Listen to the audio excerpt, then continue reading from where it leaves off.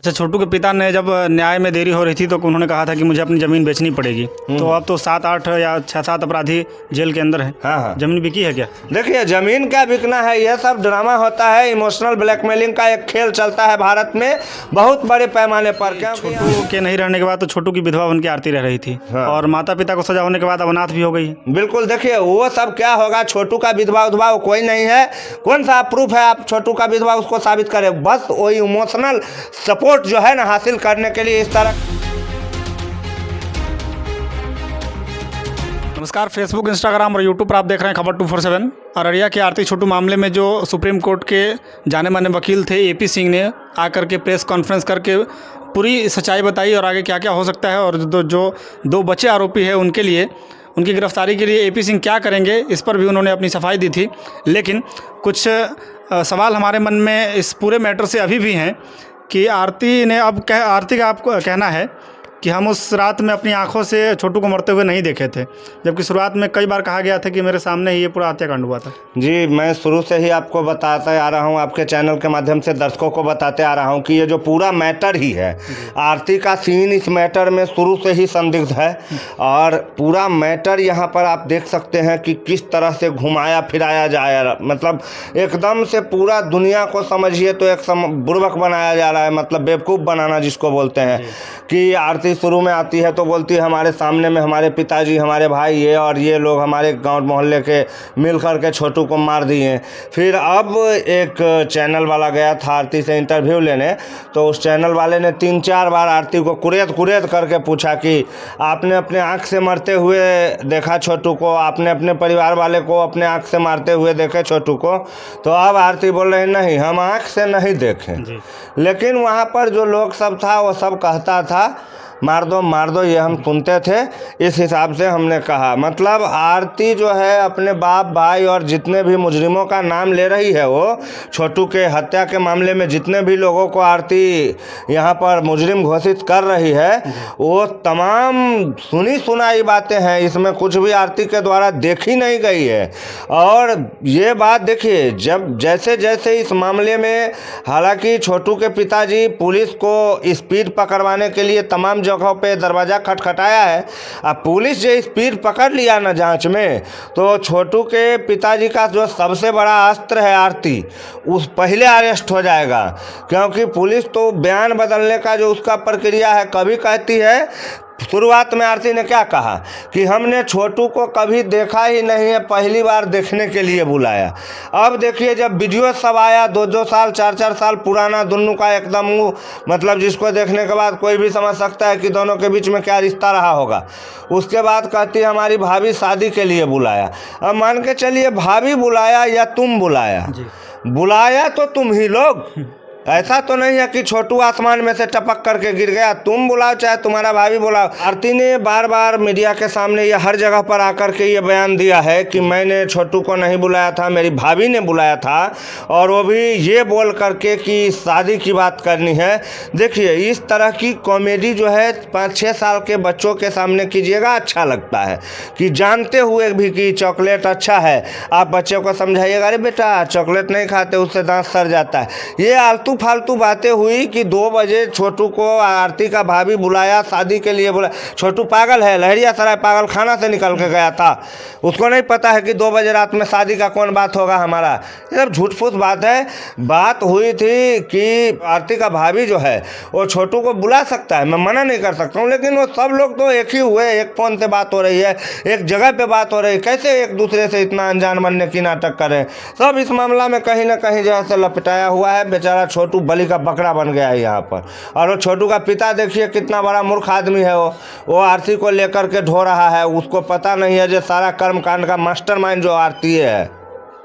तो आरती और छोटू के पिता के कहने पर जो भाभी है आरती की, रूबी यादव, उनकी गिरफ्तारी हो चुकी है, लेकिन उनकी क्या भूमिका रही थी पूरे प्रकरण में? देखिए, रूबी यादव की जो भूमिका है, जहाँ तक मेरी अपनी नज़र से मैं देखता हूँ मामले को, तो रूबी देवी की जो भूमिका है वो संदिग्ध जरूर है। रूबी देवी की भूमिका कहीं से एकदम पाक साफ नहीं है।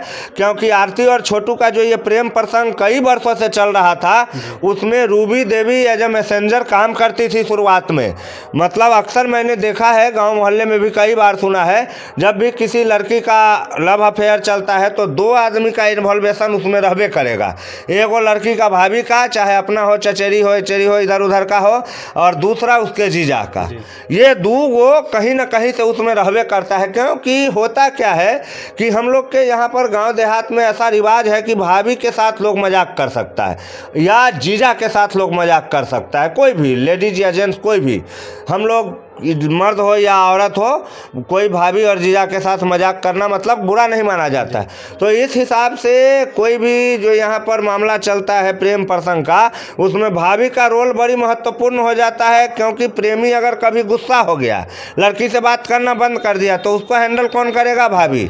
अगर प्रेमी कभी नाखुश हो गया, कभी किसी बात के लिए गाली गलौज हो गया, अफेयर टूटने के कगार पर है, उसको हैंडल कौन करेगा? भाभी। बिकॉज उसके पास अनुभव रहता है, शादीशुदा रहता है और थोड़ा उम्र भी ज़्यादा रहता है, तो किसी तरह जो रिश्ते बिगड़ने लगते हैं उसको पटरी पे लाती है। भाभी का अहम रोल है मामले। अच्छा, इस बात में कितनी सच्चाई है कि आरती की भाभी ने जब बुलाया था छोटू को, तो उनका ये मनसा रहा होगा कि अपनी बहन से छोटू की शादी करवा दे या फिर आरती की शादी अपने भाई से करवा दे? देखिए, ये मनसा तो उनके घर में बहुत दिनों से चल रहा था, इस बात को सब लोग छुपा रहे हैं। ये आरती के परिवार का अंदरूनी जो मैटर है वो 2 साल से लगभग चल रहा था, जिसमें आरती के भाभी का मन था कि मेरे भाई से आरती का शादी हो जाए। क्योंकि वो लोग का जो कम्युनिटी है उसमें पढ़ी लिखी लड़कियां ज़्यादातर नहीं मिलती है गांव घर के साइड में। और आरती की भाभी ने देखा कि आरती अच्छी खासी पढ़ने लिखने में तेज़ है और जीविका में काम भी कर रही है, तो इस तरह अगर ये मेरे भाई की बीवी बनती है तो हमारा परिवार अच्छा रहेगा। तो कहीं ना कहीं मन में ये बात बहुत दिनों से था, और ठीक इसके अगेंस्ट में काम हो रहा था वहाँ पर आरती के जीजा के माइंड में। क्योंकि आरती की जो बड़ी बहन है वो थोड़ा अल्पबुद्धि है, जिसके कारण आरती का जीजा बार बार ये प्रयास में था कि आरती का भी शादी उससे हो जाए। वो डबल मैरिज करने के फिराक में था। तो मामला में कहीं ना कहीं आरती के घर के भी जो 2-3 लोग हैं वो लोग संदिग्धता के घेरे में ज़रूर है। तो इस तरह इस मामले को इतना जल्दी निपटा हुआ नहीं देखा जा सकता है। और हर दिन जो बयान जो है वो नए नए मोड़ ला करके खड़ा कर देती है। जैसे अब आरती का नया बयान जो है कि मैंने अपनी आंखों से नहीं देखा, ये पुलिस को अब इस केस में फिर पॉइंट 0 पर लेकर के चला गया। पुलिस को अब फिर से जांच करना होगा कि आखिर देखा किसने था मर्डर होते हुए। अब जसमदीद गवाह जो है पुलिस को फिर खोजना होगा, क्योंकि आरती तो अभी बाहर में है तो बोल रही है कि मैंने अपनी आंखों से नहीं देखा। कोर्ट में जब सामने बाप भाई रहेगा ना कटघरा में खड़ा, और आरती के बयान से उसको सजा होने वाला रहेगा, तो आप देख लीजिएगा 120% मैं लिख के देता हूँ कि आरती बोलेगी नहीं मैंने अपनी आंख से नहीं देखा, लोगों ने कहा, हम सुना, बने बात हो जाएगा गोलमाला। भारत का कानून कैसा है इसके बारे में बताने के लिए कम से कम 2 महीना 3 महीना का समय चाहिए, जो नहीं है अभी। तो इस तरह की परिस्थिति आरती केस की है, और तमाम लोग जो है केस को उलझाने का काम कर रहे हैं। कोई आरती को अपना ये बता रहा है, कोई वो बता रहा है, सब लगा हुआ है उसमें। कई रिपोर्टर लोग अपना जो है से कारोबार करते हैं, जाते हैं, पूछते हैं। जितना रिपोर्टर जाता है उतना तरह का बयान अररिया से निकल के पूरी दुनिया में फैल जाता है। क्योंकि एक रंग का बयान तो यहाँ पर कोई दे ही नहीं रहा है, कोई भी नहीं दे रहा है एक जैसा बयान। क्योंकि यहाँ पर कांड जो है वो उसका स्क्रिप्ट लिखा तो जरूर गया है, लेकिन प्रिंटिंग करके कहीं नहीं रखा गया है ताकि लोग याद कर ले। सबको अपने स्क्रिप्ट बनाना पड़ता है, अपने बोलना पड़ता है। तो यहाँ पर हर बार मीडिया जाता है तो नया बयान आ जाता है, फिर एक सनसनी वाली न्यूज़ बन जाती है।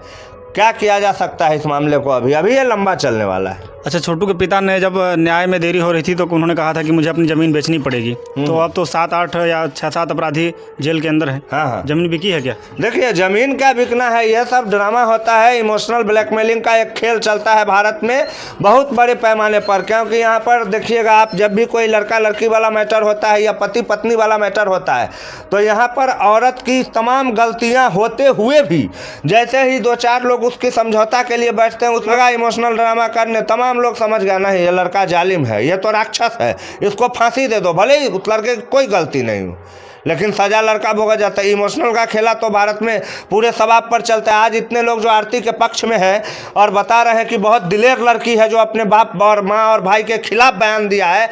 जो लोग ये बोलते हैं ना, क्योंकि बोलना जो है ना डायलॉग और अपने ऊपर गुजरना वही डायलॉग। सब लोग चाहता है जो भगत सिंह बहुत अच्छा था, चंद्रशेखर आज़ाद बहुत अच्छा था, लेकिन कोई अपने बेटे को बनाना चाहता है? अपना भारत के जितना राजनेता है वो सब दिन 15 अगस्त 26 जनवरी को जाकर के तिरंगा फहराते हैं और शहीद होने वाले सैनिक को सलाम ठोकते हैं, लेकिन किसी ने अपने बेटा को भेजा है सैनिक में? दूसरे के बेटा को माने उपदेशक बनाने में बहुत अच्छा लगता है, दूसरे के बेटा की सौर्य गाथा गाने में बहुत अच्छा लगता है। दूसरे के आज योगी आदित्यनाथ जी अपना घर छोड़कर आ गए हैं, सभी लोगों को बहुत अच्छा लगता है, लेकिन कोई अपना बेटा को अपना परिवार छोड़ाने के लिए तैयार हो रहा है? नहीं हो रहा है। वो आरती कर रहा है, वैसा अपने बाप भाई को सजा दिलवा रहा है, चाहे जो भी करवा रहा है, छोटू मरा जो हुआ, सबको बहुत मज़ा आ रहा है ना उस सीन में अभी बनाने में। जो आरती बहुत अच्छी लड़की है, रानी लक्ष्मीबाई है, जो भी है, लेकिन उसी का बेटी अगर उस तरह का बयान दे दे ना कि हमारा बाप हमारे आशिक को मारा है, तो फट जाएगा नीचे से एक के बार में, गाने लगेगा कि तुमको हम 20 साल खिलाए पिलाए पोसे पाले, क्या परिणाम दिया। तो इस तरह की बातें लॉजिकल फिल्मों में अच्छे लगती है। रियली वाली जो दुनिया है वहाँ पर इंसान को इंसान रहने में भलाई है, भगवान बनने की कोई ज़रूरत नहीं है। अच्छा, अंतिम सवाल है कि छोटू के नहीं रहने के बाद तो छोटू की विधवा बन के आरती रह रही थी, हाँ। और माता पिता को सजा होने के बाद अब अनाथ भी हो गई है। बिल्कुल, देखिए वो सब क्या होगा, छोटू का विधवा उधवा कोई नहीं है। कौन सा प्रूफ है आप छोटू का विधवा उसको साबित करें? बस वही इमोशनल सपोर्ट जो है ना हासिल करने के लिए इस तरह का भी ड्रामा कर रही है। अरे सीधा सा बात समझिए, जो 20 साल तक पोसने पालने वाले का नहीं हुआ, वो 2-4 दिन के लिए क्या किसी का हो जाएगा। वो अभी थोड़ा सदमे में है, प्रेम उसका खो गया है, बहुत दुखद बात है, और उसका जो शोक है आरती को है। लेकिन जैसे जैसे वक्त इस जख्म को भरता जाएगा, आरती छोटू के परिवार से दूर होता चला जाएगा, और आखिर में वो अपना ज़िंदगी अपने हिसाब से जीने के लिए स्वतंत्र है, क्योंकि दुनिया के तमाम लोग बोल रहे हैं बालिग है आरती, तो कुछ भी बोलने के लिए स्वतंत्र है। तो क्या वो कुछ करने के लिए स्वतंत्र नहीं है? बिल्कुल है।